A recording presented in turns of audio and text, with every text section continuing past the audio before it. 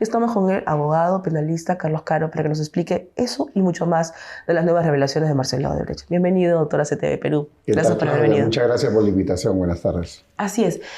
Introducir a Susana Villarán, la exalcaldesa, que ella no solo reveló, aceptó y dio detalles de la corrupción, que ya tenía que hacerlo porque todo era evidente. Hablar de 3 millones de dólares para Susana Villarán siendo alcaldesa y habiendo tenido la obra de tal magnitud que tenía Odebrecht en Lima, en la capital, con Susana Villarán como alcaldesa. ¿Esto no es un mecanismo legal de querer a ella colocarla en aporte de campaña cuando no tiene nada que ver aquí con el resto? Sí, efectivamente, hay que hacer una diferenciación muy clara entre lo que significa aporte de campaña a quien solo es candidato versus aporte de, entre comillas, campaña para quien ya es funcionario público. Y lo que ha hecho el señor Barata el día de ayer, cosa que ya se sabía, es que han hecho un aporte para la campaña de la no revocatoria de la señora Susana Villarán, siendo ella funcionaria. Por lo tanto, aquí matemáticamente estamos ante una imputación ya de corrupción. Y la corrupción significa de que el delito precedente aquí parte, digamos, con ese, entre comillas, aporte de campaña para la no revocatoria, y los actos de lavado son actos subsecuentes. Distinto es el caso del señor Humala, o la señora Fujimori, o García, Kuczynski, donde ellos eran candidatos, ¿no? No eran funcionarios públicos y por lo tanto el punto de inicio no es la corrupción con ellos, sino más bien el origen de la plata, si es que en verdad esa plata que sirvió para los aportes de campaña eran plata que ya estaban maculadas o sucias, ¿no? ¿Cuál es la gran diferencia para que se entienda entre lo que se considera los aportes de campaña ilícitos? Porque siempre se dice, y yo tengo este debate, es mi posición, es mi opinión, con los diferentes abogados de los diferentes pseudolíderes políticos que han recibido dinero que no se bancarizó, que no se transparentó, que lo recibieron en mochilas, en bolsitas, en cajitas, lo que sea. Pero nadie puede recibir así $1 millón, ni medio millón de soles, claro, ni 100.000 soles. Ni sí. 10.000 soles, porque entiendo que a partir de 20.000 soles hay que haber bancarización. Hay que haber bancarización y sobre todo que tiene que, si es aporte político, tiene que ir a una caja, a una especie de aporte notariado, ¿no? Porque no se puede transgredir así la norma. Aun cuando no hayamos estado en campaña, en los momentos en que Odebrecht brindó estos millonarios aportes, eso tiene nada que ver. El fin era el mismo. No tiene nada que ver que si era campaña o no era campaña. Sí. Tengamos en cuenta lo siguiente. El delito de financiación ilegal de organizaciones políticas existe en Perú recién desde el 2019. Como todos estos casos de Odebrecht son anteriores, 2011, 2014, 2006, la regla del lavado de activos. Y lo que está haciendo la Fiscalía es hacer un esfuerzo por acomodar esos hechos sobre el lavado de activos. Entonces, ¿cuál es el punto ahí central para mí? Es que las platas en efectivo, lo que tú has dicho, mochilas, cajitas, loncheritas, el no registro, todos esos son sintomáticos de lo que puede ser lavado de activos. Pero tengamos en cuenta lo siguiente. Para que haya el delito de lavado de activos, lo importante, lo más importante, es conocer el origen del dinero.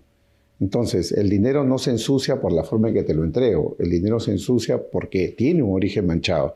Si yo, por ejemplo, tengo $1 millón de la corrupción, por ejemplo, de Petrobras, y eso lo tengo en una cuenta en Gran Caimán y la transfiero a un candidato, eso ya sería eventualmente lavado de activos porque tiene origen delictivo. Pero lo que la Fiscalía tiene que probar, y es algo súper importante, no es solamente decir, oye, la caja de coimas, la caja 2, la caja Y. No, tiene que probar que esa caja de coimas fue alimentada por dinero sucio. No se ensucia por el nombre. Ahora, la gran diferencia es que una cosa son los aportes de campaña, que ya lo reveló Barata, y como usted dice, el lavado de activos. Entonces, al revelar el origen de este dinero, ¿qué se aplica ahora acá? ¿Ya no es ilícito porque se reveló el origen? Claro, entonces si es que, ¿qué faltaría aquí para confabular un delito? Lo que faltaría. Porque hasta ahorita la revelación de Barata básicamente nos está limpiando. ¿Qué otra cosa? O sea, léase bien. Periodísticamente, ante la opinión pública quedan muy mal. Quedan destruidos políticamente. Eso es ahorita. Pero procesalmente quedan bien.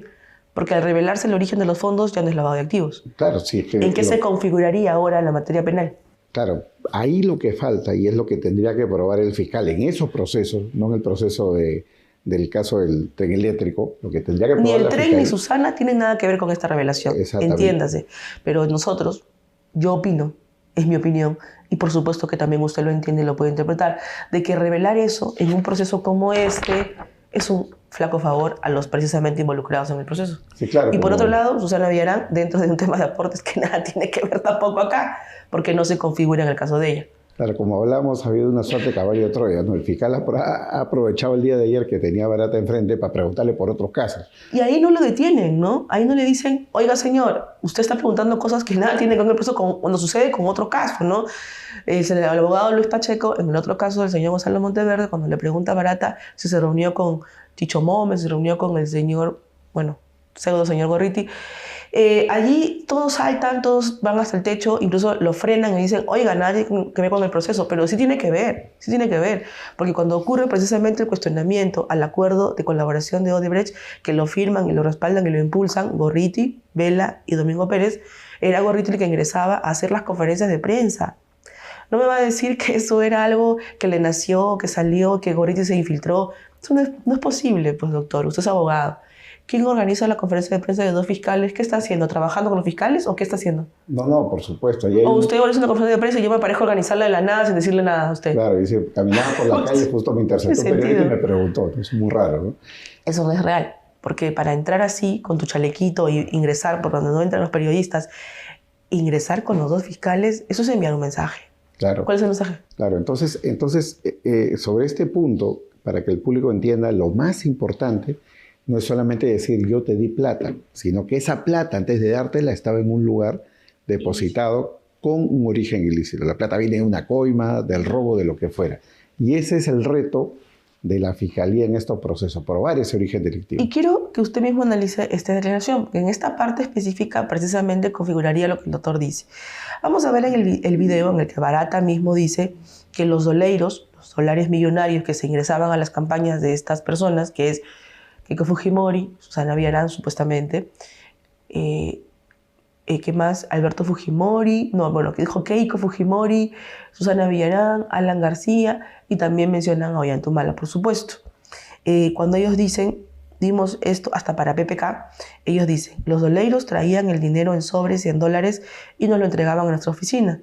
Los pagamentos se podían hacer a través de entregas de dinero, a través de transferencias de empresas, y mencionan a las empresas involucradas. Vamos a ver el video. Nosotros teníamos ahí un dolero, ¿no? Que nos entregaba esses recursos e nosotros entregávamos a la persona, que era la que recebia el pago por haber prestado el servicio. ¿Nos puede usted explicar qué es un doleiro?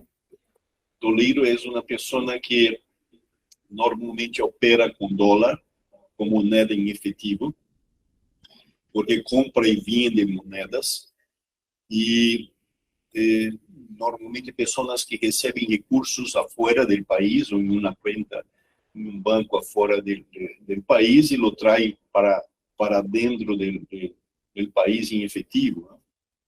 De forma não registrada. Sim, havia departamento em Odebrecht que se chamava Departamento de Operações Estruturadas, que era um departamento responsável por fazer estas operações. Nós fazíamos uma solicitud de uma determinada quantidade de recursos para uma determinada fecha. E esse departamento tinha aí seus operadores, não? No caso, os doleiros ou seus operadores, que se encargavam de fazer chegar esses recursos em minha oficina. Bueno, lo traían en bolsos, lo traían en sobres, ¿no? Y nos entregaban en la oficina. Entonces, cuando hablan de estas empresas, son empresas de ellos mismos, concatenadas para hacer este tipo de transacciones. Faltaría que el fiscal determine la ilegalidad en la transferencia de estas empresas y que se determine que el origen realmente sí era ilícito porque se incumplió con la ley. Claro, de hecho que hay una serie de incumplimientos legales por el tema del uso de plata en efectivo, el transporte incluso internacional del dinero, la forma subrepticia en la cual ha sido entregada, pero todo nos devuelve al punto de partida, ¿no? El origen de la plata, desde su primera desbancarización o movimiento, tuvo que ser sucio. Y eso es lo que la Fiscalía va a tener que probar. ¿Y usted en qué ese piensa? proceso. ¿Se puede o no probar así? Bueno, es posible probar en la medida que la colaboración eficaz haya tenido ese alcance, cosa que nadie sabe, porque la colaboración eficaz es en este momento una caja negra encriptada, nadie conoce el acta de colaboración eficaz. ¿Por qué no hacerlo público? Ahí quería ir. Los fiscales se escudan en el hecho de que la ley establece reglas de confidencialidad y entonces lo que hacen ellos es ir sacando por partes cada vez que le falta algo, van a la caja negra, sacan lo que quieren y la usan en un proceso para complicar Y con al sus investigado. periodistas aliados lo publican para que no tengan ningún cuestionamiento, tenerlos como mascotas entrenadas para que les sirvan también en cuanto alguien quiera cuestionarlos, ellos saltan a morder el cuello. Cualquier persona que cuestiona cosas como unas cosas tan elementales como que se lea y se haga público el acuerdo con Odebrecht. Eso es algo que en una democracia de cualquier país se tiene que hacer, porque es una empresa multimillonaria corrupta en diferentes países de América Latina, no solo en Perú. Y no solo por eso, sino porque además, si se determina que no se puede usar la declaración de Marcelo Odebrecht y que tampoco se puede usar los materiales que se puedan encontrar en los dos software, sistemas o programas que ellos tenían, que es Drowsy y Maway, tampoco entonces nosotros tendríamos que tener algún tipo de beneficio en este acuerdo. ¿Cuál es el tema de fondo? Sí, claro, ahí lo único que se tiene es que esta información ha sido, entre comillas, guardada por órdenes a lo largo de los años y cuando han tenido que hacer su colaboración eficaz, como sabemos, lo único que han entregado es impresos, papeles impresos. Y eso es algo que desde el punto de vista legal tiene una gran debilidad por el tema de la cadena de custodia. Ya hemos visto lo que este juez de la Corte Suprema de Brasil, Dias Toffoli, ha resuelto. Ha dicho, esa información tiene origen ilícito y está debilitando los casos en Perú porque lo único que han entregado son impresiones de estas planillas, no algo que pueda significar una certificación digital de que lo impreso proviene de esta planilla. Eso para los que sabemos investigación, sabemos, entendemos qué es lo que tú quieres direccionar, ¿no? Es lo que tú quieres entregar, que es una materia de elemento probatorio predispuesto, ¿no? Ya calculado. Sí, ¿O no? Y lamentablemente con ese tipo de información, con esa calidad de información, no se va a poder llegar muy lejos porque es información que va a ser cuestionada en el proceso. Impresiones, claro, impresiones no son de utilidad si es que no tienen una certificación digital. Así es, para saber además el origen y que este origen pase por un peritaje. Porque no es solamente lo que yo pongo aquí, lo imprimo y toma mi prueba, no es así. Hay que pasar un proceso de peritaje al origen, que sea una computadora, un software, un teléfono, lo que fuera. Vamos a ver el video de los 3 millones de dólares, 1 millón de dólares, 3 millones de dólares, 200.000 dólares, 6.7 millones de dólares para el tren, el tramo 1, 2. Vamos a verlo. Yo me acuerdo nomás del monto del señor Humala, que era 3 millones. Yo me acuerdo del monto de la señora Fujimori, que era algo como 1 millón. De la señora Villarán, 3 millones. Hemos soportado a la campaña del señor García 2 veces, en 2 ocasiones. La primera campaña, si no me equivoco, ha sido 200.000 dólares.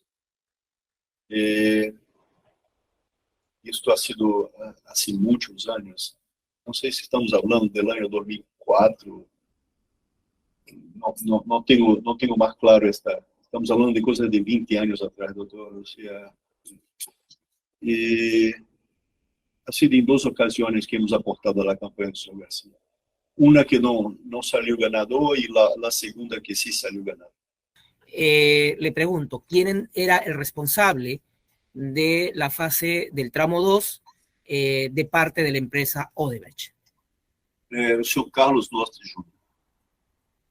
¿Qué es lo que le informó el señor Carlos Nostra Jr.?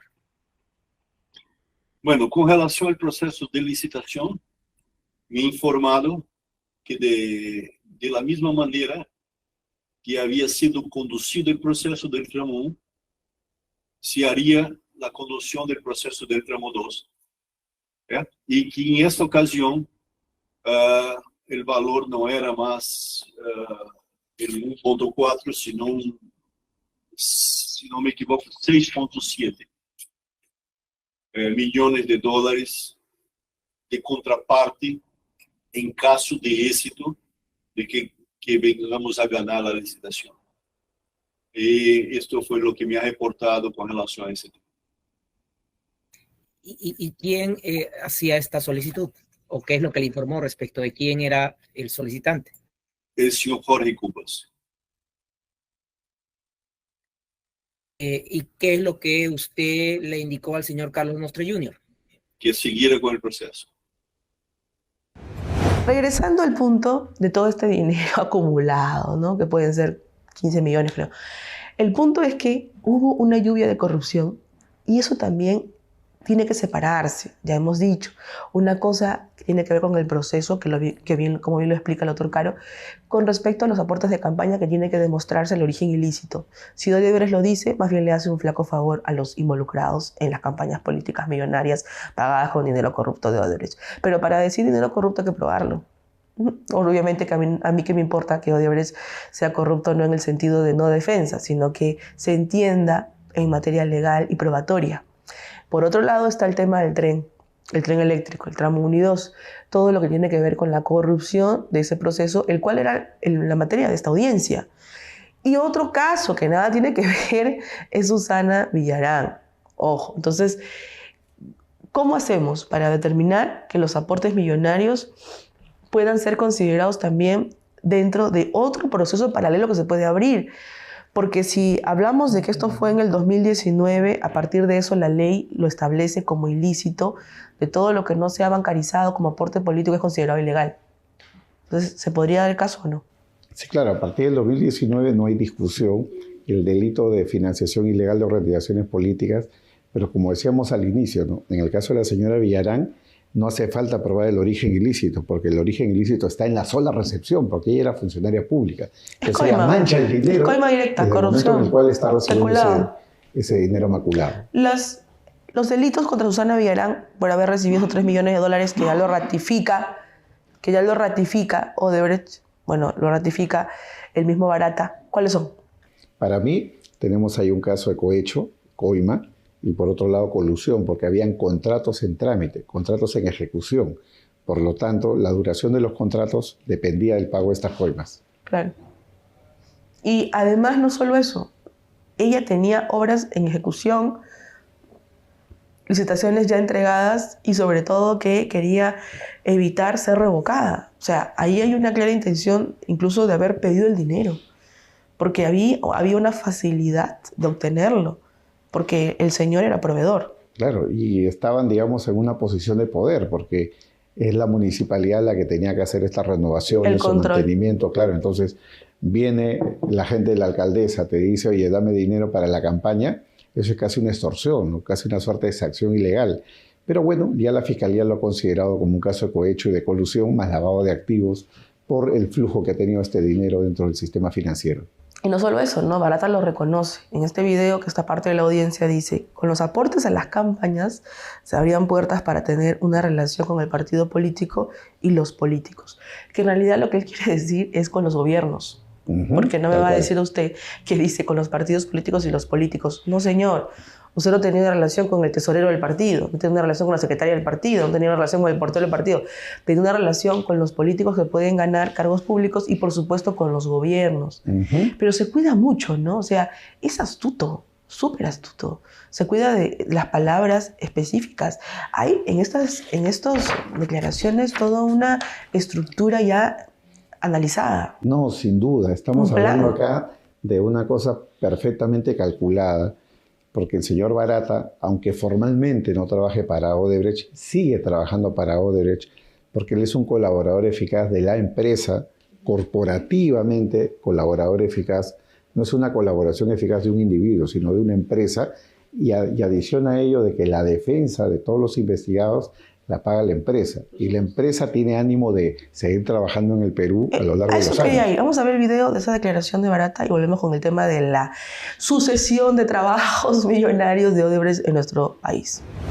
Todos los empresarios financian las campañas de los partidos políticos. O sea, es así que sobreviven los partidos políticos.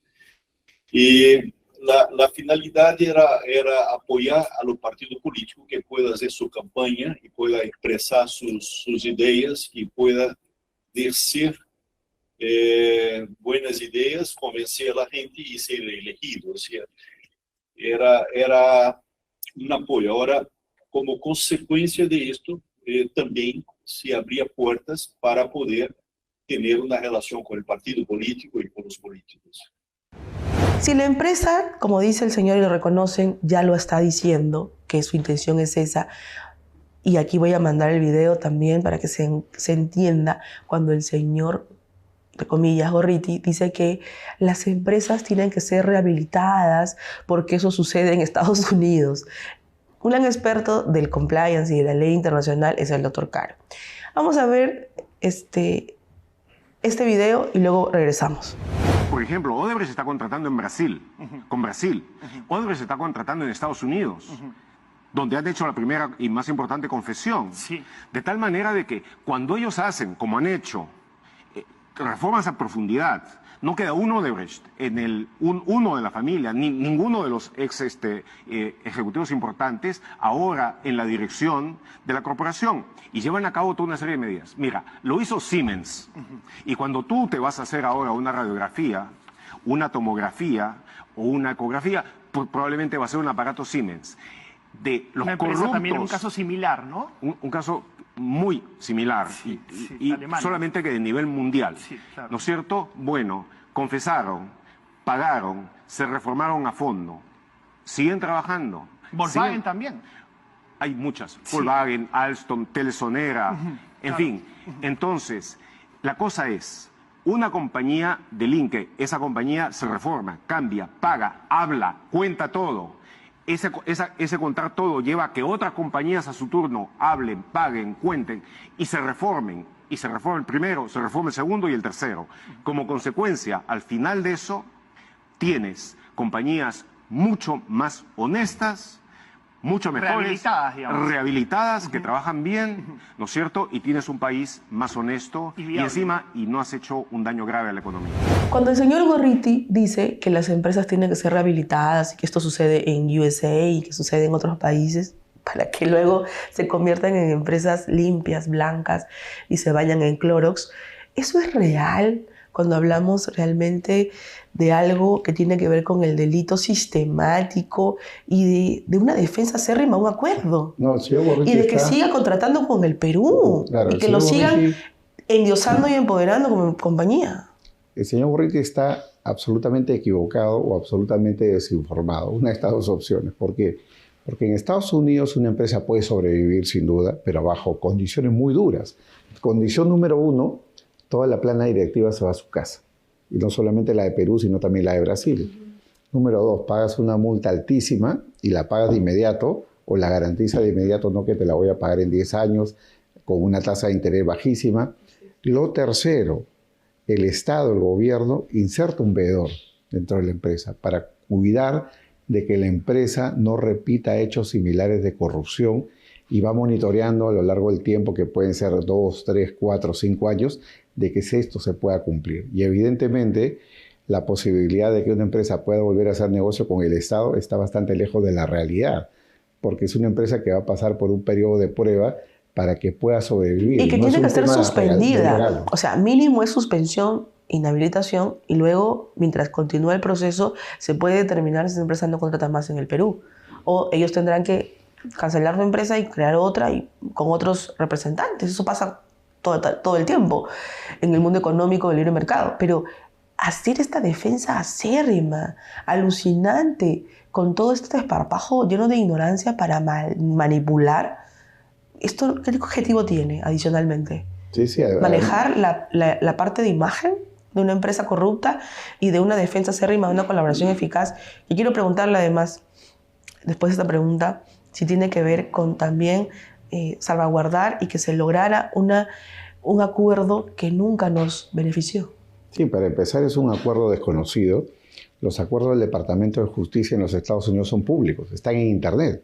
Como vimos el que firmó Odebrecht con el gobierno americano en el año 2016. Y ahí no toma el ejemplo USA, ¿no? Exactamente. O sea, para empezar acá es una caja negra, una caja oculta. En segundo lugar, la gran diferencia es que en Estados Unidos te piden sanear todo el pasado. Odebrecht funciona en el Perú desde el año 1979. Nada se ha dicho sobre la posible corrupción en el primer gobierno de Belaúnde, si la hubo, el primer gobierno de García, el gobierno del señor Fujimori. Es como que la historia de Odebrecht se empieza en el Perú con Toledo, en el año 2003, 2004. De allí para adelante no ha habido una revisión del pasado Y por otro lado, una gran diferencia también es que acá no es una entrega, digamos, en el sentido de que firmo un acuerdo de colaboración y más o menos tú me pones las condiciones. Las condiciones las pone el Estado.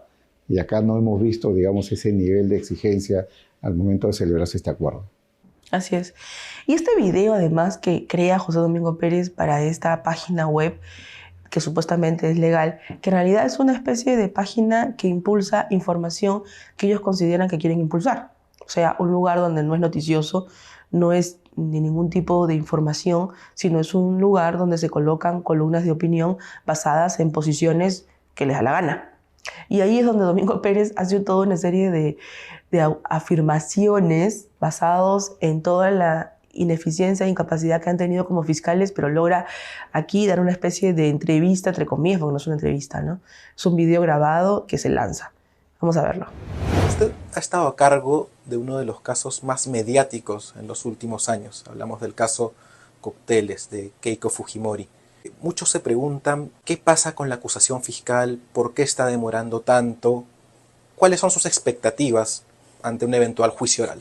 Yo le agradezco mucho la pregunta porque eso me ayuda a informar a la opinión jurídica, sobre todo a quien se dirige este medio. Porque hay mucha desinformación, mucha información incompleta, inexacta de qué es lo que está sucediendo con este caso al que la opinión pública denominó Cócteles. Este caso ya concluyó en la etapa intermedia, es decir, ya la acusación está lista para pasar a un juzgamiento oral. Aquellas manifestaciones, aquellas campañas de que la Fiscalía no ha acusado, de que la Fiscalía no ha concluido su labor o de que la Fiscalía no tiene pruebas, no tienen asidero, porque el Poder Judicial ya resolvió que hay mérito en la acusación de la Fiscalía para iniciar el juicio oral. ¿Cuándo ello va a suceder? Esperemos que sea lo más pronto posible. El Poder Judicial entendemos de que tiene una carga procesal bastante alta, bastante compleja, y estamos a la expectativa a nivel de la Fiscalía y entiendo a nivel de la opinión pública de que nos puedan notificar ya el inicio del juzgamiento oral en lo que se conoce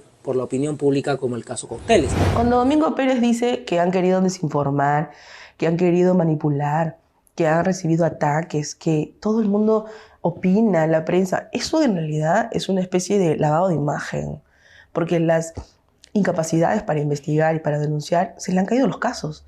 Caso Cócteles 9 veces revisado y hasta ahora no tiene elementos reales para denunciar. Y ya eso también se va a caer. ¿Cuáles son los elementos aquí probatorios?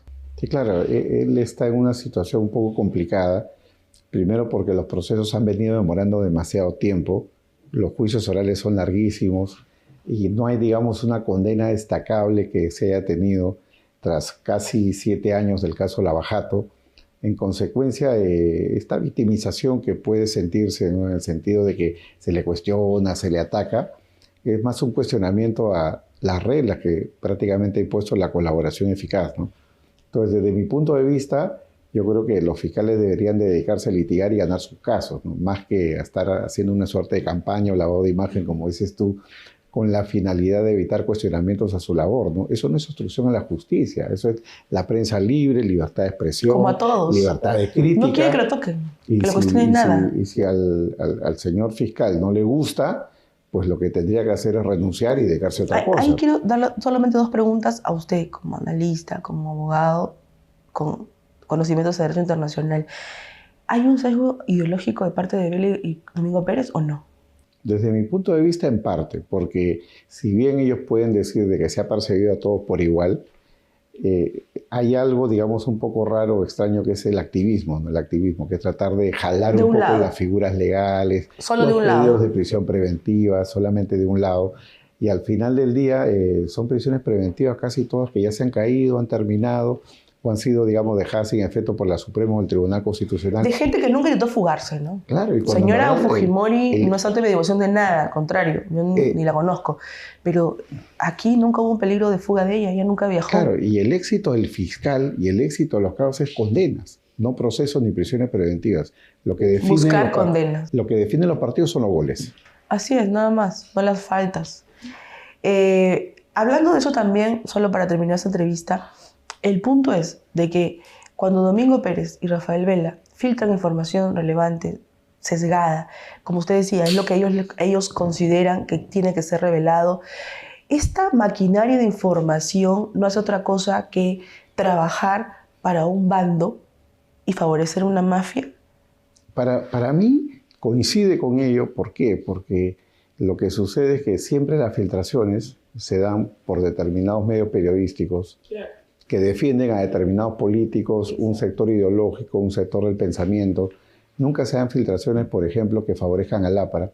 Nunca se dan filtraciones que favorezcan a la señora Fujimori. No, al contrario. Claro, entonces, desde ese Lo otro punto de vista hay un guarda, absoluto ¿no? desbalance informativo. Y los jueces también que benefician a IDL y a ellos en sus procesos, esos jueces también tenían audios con Inostroza, pero eso no lo publicaron, eso lo guardaron, ¿no? Otro punto también es que si CTV Perú no hubiera publicado este extracto de la audiencia de Barata, donde se le pregunta sobre Chicho Mome y él dice que sí se reunía con él en su canal, y luego también con Gorriti declaró sobre el tema, Gorriti no hace falta demostrar nada porque es evidente que tiene una relación allí, pero si CTV Perú no hubiera publicado esto, Gorriti y Mome no hubieran intercedido para que Vela le diera el video completo de la audiencia. Seguramente que no, yo creo que... Porque no les convenía difundir esto. Ustedes han actuado muy inteligentemente porque han provocado y que se sepa, que se conozca, todo. ¿no? Que se conozca además quiénes son los que reciben esa información de manera privilegiada, de modo rápido, de modo expreso y lo difunden, ¿no? Porque, mira, Claudia, para decirlo de una manera, tener ese video, tenerlo completo, tener extractos, hacer correcciones en minutos, pero aparte de poder, eso encierra, digamos, un gran manejo de información y una gran ilegalidad, porque esta información es tan encriptada como una colaboración eficaz. Exacto, pero la colaboración eficaz y también el acuerdo con Odebrecht, lo que para ellos requieren de reserva, lo guardan bajo 1000 llaves, pero esto lo entregan fácilmente. Esto tan grave no es una inhabilitación del fiscal Domingo Pérez. Esto en los Estados Unidos, que tanto se pone como ejemplo, implicaría eso, porque significa de que el fiscal está utilizando información pública, con información que es de su trabajo, que es del Estado, de la Fiscalía y del Estado, para un favorecimiento personal. Personal, y sobre todo a 2 personas que trabajan con ellos, por supuesto. Exactamente. ¿O qué otra cosa es? No habría otra forma de explicarlo. Así es. Bueno, gracias, doctor Carlos Caro, por haber estado en Dime la Bala con Claudia Toro. Bienvenido a CTV Perú. Vamos a una pausa comercial y regresamos con algo muy grave. ¿Qué ha pasado en el Poder Judicial con respecto a esta audiencia que tiene que ver más con la apología al terrorismo, con la defensa de los terroristas, con la llamada campaña de conflicto armado interno y sobre todo con este sujeto que trabaja en el IDL, que trabaja en la Universidad Católica y que también no solo purgó condena por terrorismo, fue indultado y luego volvió a cometer el mismo?